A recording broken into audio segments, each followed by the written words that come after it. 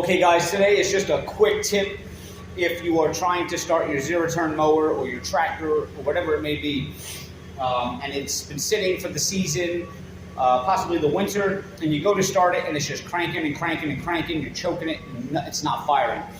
One little tip you can do, now be careful because you're going to be breathing fumes doing this.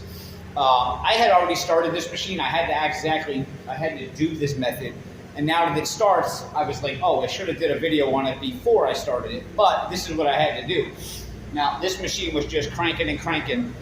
This is a Bobcat zero turn. So what you want to do is, well, one, you're going to have to blow into the tank, and I apologize, it's a little dark in here, but whatever tank you're blowing into, make sure you got this turned to that tank, okay? So what you want to do is take the cap off, and you're going to have to, and I know sounds disgusting and dirty or whatever, but you're going to have to blow into this tank and make sure you get a tight seal when you blow into there, okay?